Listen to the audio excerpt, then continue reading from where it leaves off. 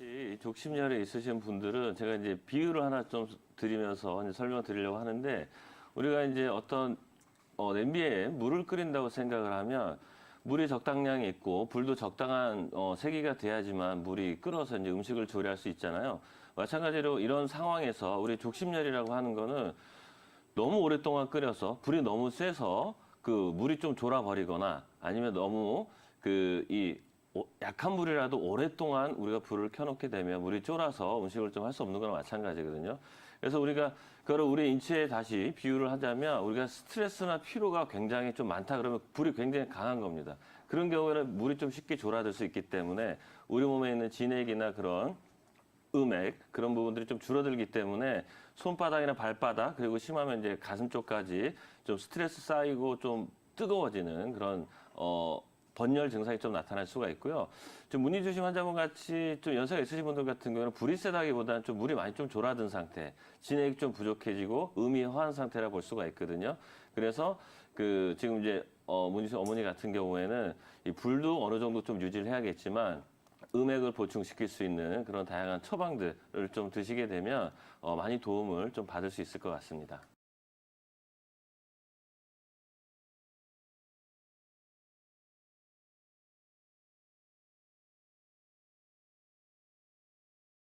청년님 안녕하세요.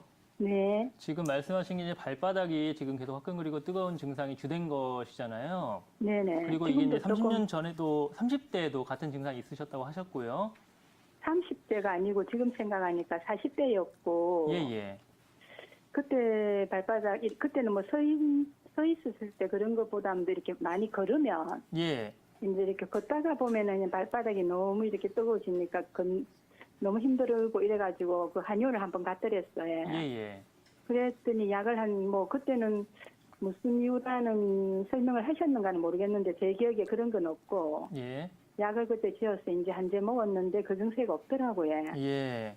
그래서 이제 그랬었고 이랬는데 그러면 그 뒤에 지금 이제 다시 이게 나타나신 거고 꽤 오랜 기간이 지나서 나타나셨는데요. 혹시 그동안에 본인이 어떤 다른 병력이 있으시다든지 아니면 혹시 뭐 양약이든 한약이든 어떤 좀 오랫동안 아니 드셨던 그런 약이 건 전혀 없습니다. 병력 같은 건 없으신 예, 거네요? 예, 없었고요. 저희가 이제 전화만 듣고 설명을 좀 간략하게는 말씀을 드리고자 하는 게 뭐냐면, 예전에도 그렇고 40대도 마찬가지고 우리 지금도 마찬가지고 이 족심열이라고 하는, 저희가 이제 병명을 한의학적인 병명으로 족부의 가장 중심부에 열이 나는 건데, 그게 예전에는 이제 많이 걸으셨을 때 즉 활동을 한 이후에 어떤 자극을 받아서 열이 생겼을지 모르겠고, 지금은 그냥 사실 서 있기만 하셔도 이제 열이 생긴다고 말씀을 하시는 거잖아요. 네네. 근데 하여튼 이 족심열이라고 하는 것들은 한의학적으로 오심열이라고 하는, 우리가 가슴과 양손의 가장 중심, 그다음에 발바닥의 중심에서의 특정한 이유 없이 열이 나는 형상을 우리가 오심열 또는 오심번열이라고 하는데, 이거의 큰 카테고리의 원인은 보통 허화가, 그러니까 헛된 화가 이렇게 위쪽으로 떠가지고 생긴다는 표현을 많이 합니다.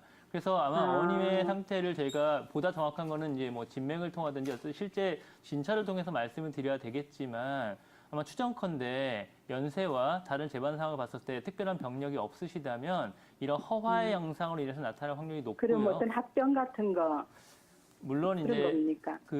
우리 양방으로 봤었을 때 이제 호르몬적인 측면을 가장 많이 보는 게 이제 부신 피질 호르몬의 영향을 가장 많이 볼 수가 있어요. 그래서 어떤 병력이 있을 경우에, 또는 그런 병력이든 아니면 외부의 어떤 호르몬제 비슷한 어떤 약의 투여로 인해 가지고 부신 피질 호르몬이 과다하게 됐었을 경우에 생기는 경우가 있을 수 있고, 또는 이제 스트레스 반응 같은 것들로 인해서 우리가 부신이라는 게 그 신장 바로 위쪽에 있는 어떤 호르몬 체계의 연결인데 그거에 문제가 생길 때도 있을 수 있겠는데요. 다만 지금 족심열의 증상은 걱정하시는 것처럼 어떤 다른 심각한 질환이 있었을 경우에 꼭 수반되는 증상보다는 그런 특별한 질환이 없는 경우에도 연세가 있으신 경우에 많이 나타날 수 있는 양상입니다.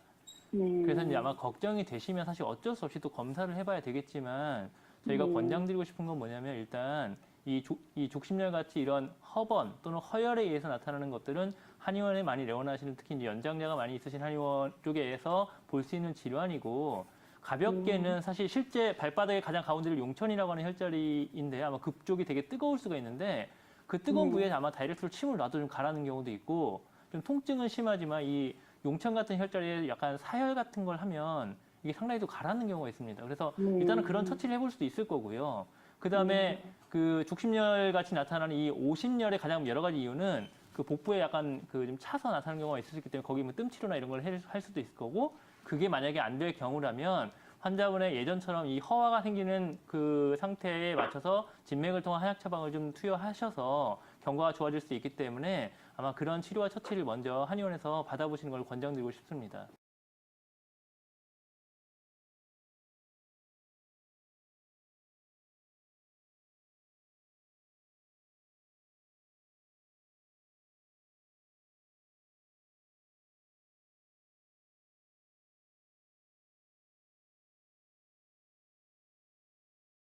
적심열의 증상을 보면 발바닥이 뜨겁게 느껴지고요. 발바닥이 뜨거워서 찬 곳을 대려고 하고요.